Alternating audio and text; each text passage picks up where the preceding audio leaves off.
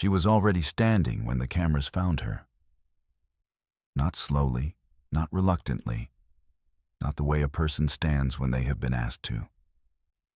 She stood the way a person stands when something inside them has made a decision the rest of them is still catching up to, all at once, completely, with both hands pressed flat against her chest around something she was holding so carefully that the people on either side of her had instinctively leaned away to give her room. Jimmy Fallon saw her from the stage before the audience did. He stopped speaking mid-sentence. He looked at what she was holding. And then Jimmy Fallon, who had guided this show through 20 years of unexpected moments, who had held it together through grief and surprise and pure human shock, turned away from the camera for 3 full seconds because he could not let it see his face. It was a Friday night taping. November 2023. The Tonight Show. The studio was in the middle of a segment that had nothing to do with what was about to happen, a light piece, end-of-week energy, the audience loose and warm and ready to be sent home, happy. A woman in the 14th row had raised her hand during a moment when Jimmy was taking questions from the floor. He had pointed to her the way hosts point, casually, generously, expecting something ordinary. She had stood up. She was in her late 60s. Gray-haired, composed, in a dark blue cardigan the color of a dress uniform. And pressed against her chest with both hands, held with the specific care of someone transporting something irreplaceable, was an envelope. Old.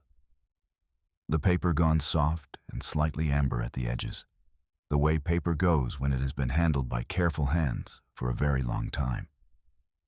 On the front of the envelope, in the handwriting of a man who had not expected to write another letter after this one, 2 words.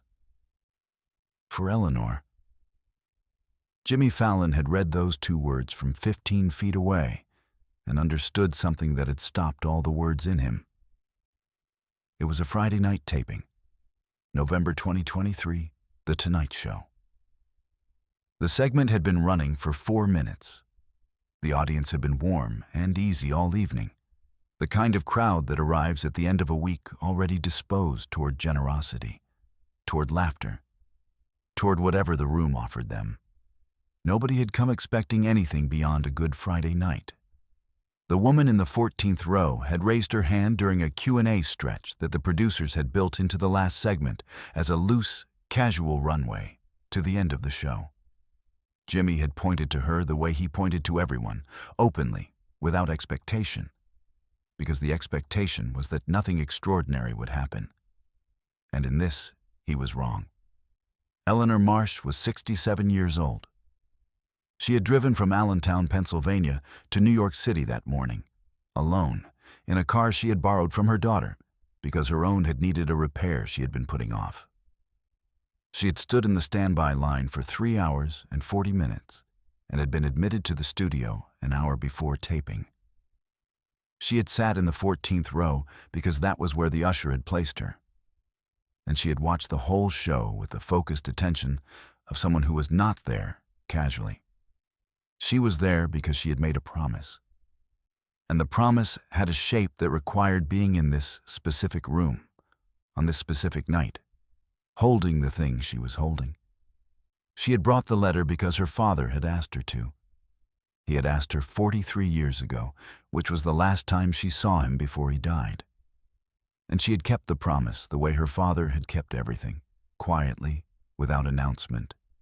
Because the right way to keep a promise was to keep it, not to discuss keeping it.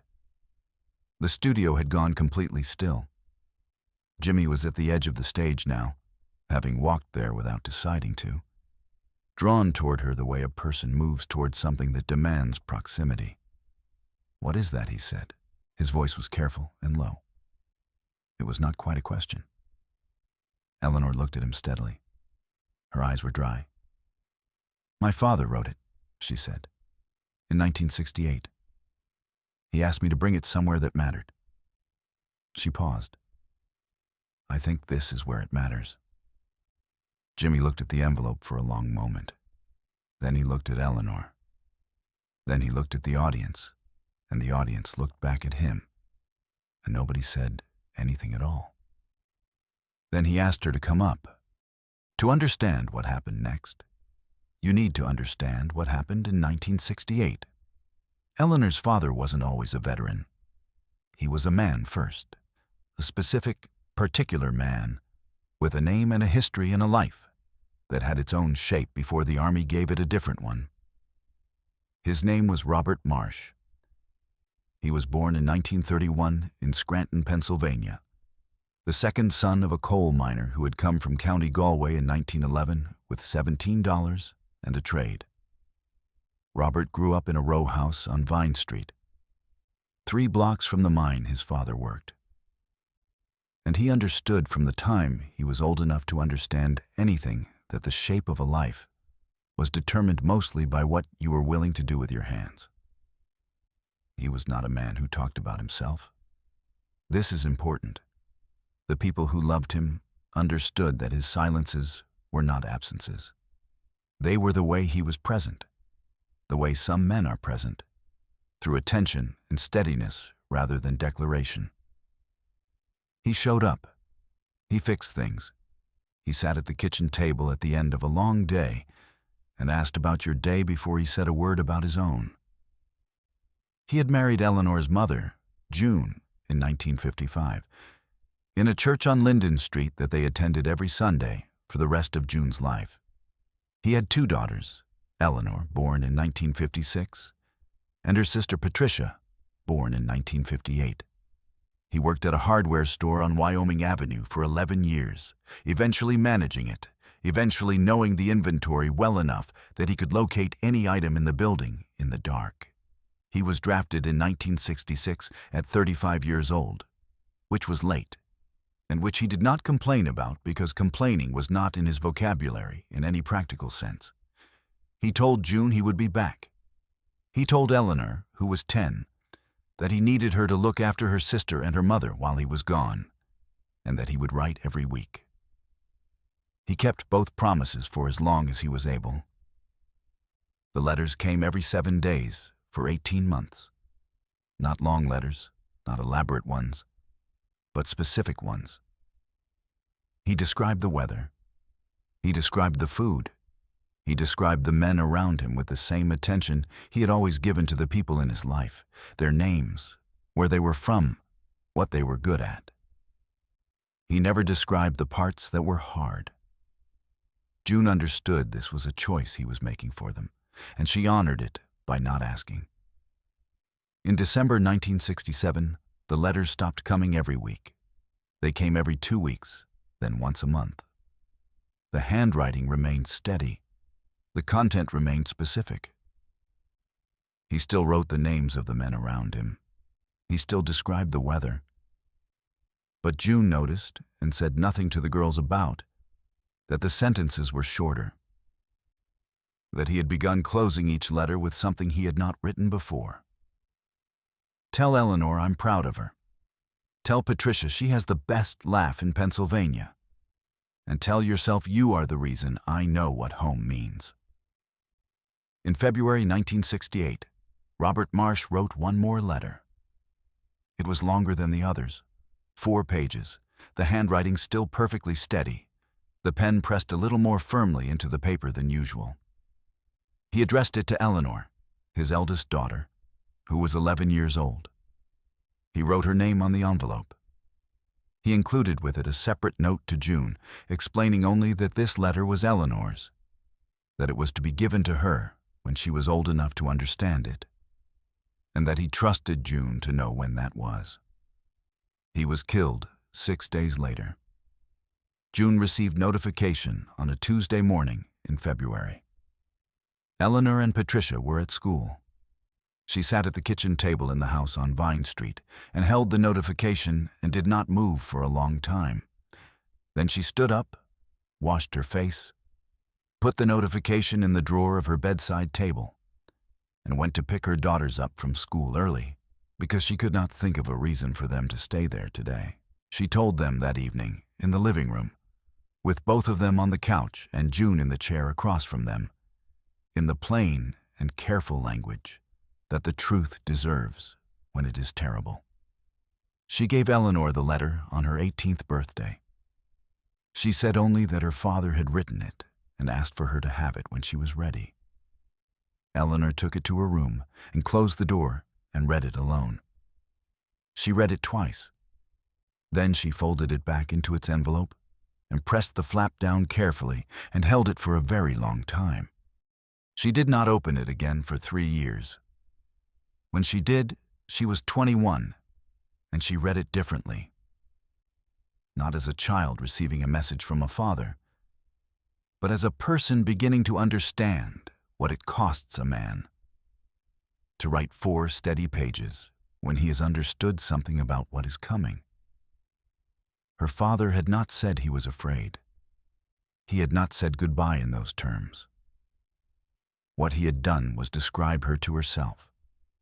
Not who she was at 11, but who he saw her becoming, in the specific and unhurried way that a man describes something he's been paying close attention to for a long time. He wrote about her laugh, which he said sounded like her mother's, and was therefore the best sound he knew. He wrote about the way she argued, directly, without cruelty, always toward some truth she was trying to reach rather than a point she was trying to win.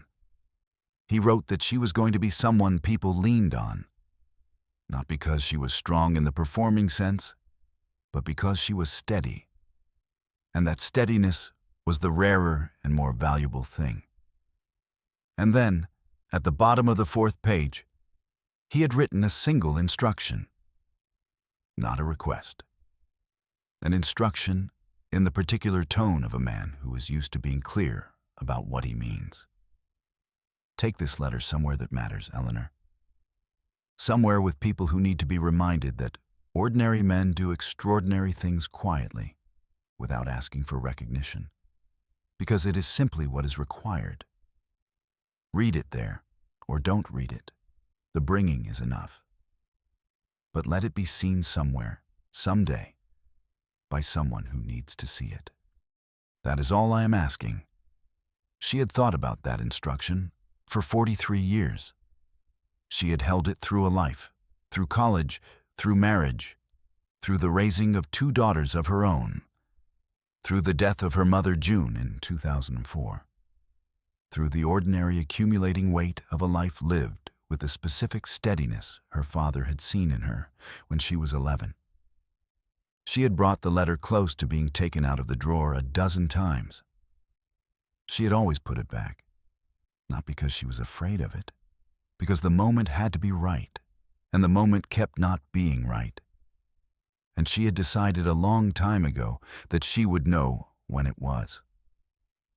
On a Thursday evening in October 2023, she had been sitting in her living room watching The Tonight Show. A segment had ended. Jimmy Fallon had looked at the camera with the unguarded expression he sometimes got between segments, the expression of someone who was genuinely moved by something that had just happened. And he had said, to the camera, to no one in particular, to the room, "Sometimes I think the realest things happen in front of an audience, like they need witnesses." Eleanor had turned off the television and gone to the drawer. Subscribe and leave a comment, because the most powerful part of this story is still ahead. Behind the scenes, none of the Tonight Show producers had any idea what was happening. Eleanor Marsh had not contacted the show. She had not written a letter to the production company. She had not arranged anything with anyone. She had simply come. She had stood in the standby line for 3 hours and 40 minutes and been admitted by chance, the ordinary luck of a Friday night with extra seats. And she had sat in the 14th row with the letter against her chest and waited to see if the moment would present itself.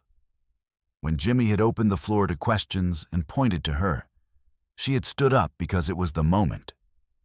The Tonight Show production team was now operating entirely without a plan. The segment producer had put her clipboard down. The director was holding every camera on the stage and not touching a single other control. Jimmy had walked to the edge of the stage and was reaching down toward the audience. And Eleanor Marsh was being guided up 3 steps by a stagehand who had appeared from the wing without being told to appear, simply because it was the right thing to do. She stood on the stage. Jimmy stood beside her. He was a full head taller than her, and he stood close, not for the camera, but because proximity felt like the only appropriate response to what was in her hands. She looked out at the audience for a moment. 300 people looked back at her. Nobody made a sound. "My father was Robert Marsh," she said. Her voice was steady and clear, the voice of a woman who had her father's steadiness in her the way he had said she would. He was drafted in 1966. He was 35 years old. He worked at a hardware store. He was not a famous man. He was not a man who expected to be remembered outside his own family. She paused. "He wrote this letter to me 6 days before he was killed. He asked me to bring it somewhere with witnesses." She looked at Jimmy. "He would have liked you," she said. "He liked people who paid attention." Jimmy did not speak. His hand was at his mouth. Eleanor looked down at the envelope. Her hands were completely still around it. She had been still for so long, for 43 years, and the stillness had not cost her anything. Because steadiness was not the same as suppression. It was the same as knowing that some things needed to be held until the holding was complete. But this is the moment no one in the studio and no one watching at home ever saw coming. Jimmy Fallon stepped back from Eleanor. He turned to the audience. His voice was rough at the edges, in the specific way that a voice gets rough when a person is speaking from somewhere below the professional level of themselves. "I want to ask you something," he said. "Not Eleanor? The audience?" He looked at them, all 300 of them, in their seats, some of them with their hands over their mouths, some of them holding each other, some of them simply sitting with their eyes wide and their faces open. He said, "How many of you have a letter like this? Something a person left you that you've been carrying? Something you haven't known where to bring?" The silence lasted 2 seconds.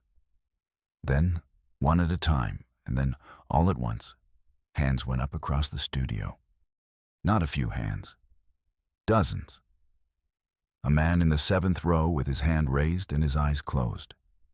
2 women in the back who had reached for each other at the same moment their hands went up. A young man near the aisle, maybe 25, with tears he was not trying to stop moving down his face, and his hand raised as high as it would go. An older man in the 3rd row who raised his hand slowly, and then looked at it as if surprised to find it in the air, as if the raising had happened before he had decided to do it. Jimmy looked at all of them. Then he looked back at Eleanor. He came up close beside her again. He did not put his arm around her. He stood next to her the way her father had probably stood next to people, present, solid, not requiring anything from the moment except to be in it. "You don't have to read it," he said quietly. He didn't say anything else. He just waited.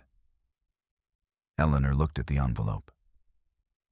She turned it over once in her hands. She looked at the 2 words on the front, for Eleanor, in the handwriting of a man who had pressed a pen into paper in 1968 with the knowledge of what was coming and the steadiness to write 4 pages anyway. Then she opened it. She did not read it aloud. She held it, and she read it to herself. Standing on the stage of The Tonight Show with 300 people witnessing exactly what her father had asked them to witness. Not the words, but the fact of a daughter and a letter, and 43 years of careful keeping arriving at exactly the right place, at exactly the right time. Her face as she read it was completely open. No performance. Just a woman reading her father's words in a room full of people who understood, each from their own private angle, what it meant to carry something that long without putting it down. When she finished, she folded it back into the envelope. She pressed the flap down. She held it against her chest with both hands. Jimmy Fallon was crying without any effort to stop. The audience was past silence and into the territory beyond it.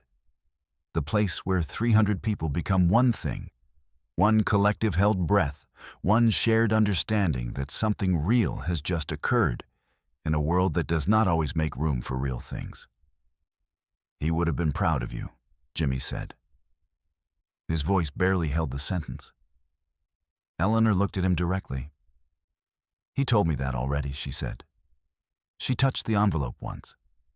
In the letter. "Share and subscribe. Make sure this story's never forgotten." Eleanor Marsh drove back to Allentown the following morning. The letter went with her, back into the drawer of her bedside table. The same drawer where June had kept the Army's notification. The same drawer where Eleanor had found the letter on her 18th birthday. The drawer that had held the most important paper in the house for 55 years. She had brought it where it needed to go. The bringing was enough, exactly as Robert had said it would be. The segment aired the following Tuesday. The Tonight Show's production team, going through the footage in the edit, made the decision to air it uncut and without any additional narration, no titles, no interviews, no follow-up segment. Just Eleanor on the stage with the envelope against her chest and Jimmy beside her and 300 hands going up in the dark. The clip was watched 47 million times in the first week. In the comment section, which the production team read in full, there were thousands of messages from people describing their own letters, their own drawers, their own years of carrying something until they found the right room. A woman in Oregon who had her grandmother's recipe cards, which was not a letter, but was. A man in Georgia who had his brother's last voicemail saved on a phone he had not been able to replace for 6 years. A retired teacher in Vermont who had a note from a student she had taught in 1987 who had died at 19, which said only, "You made me feel like the right kind of smart." Robert Marsh's name is not in any history book. He was not decorated for valor. He was not a man who sought recognition or received it in the forms the world typically offers. He was a man who worked at a hardware store and knew where everything was in the dark and wrote 4 steady pages in 1968 with a pen pressed a little harder than usual because he understood what he was doing, and he did it anyway. He asked for witnesses. He got 47 million. Some letters take 43 years to arrive, but the ones written by steady hands always reach the right room.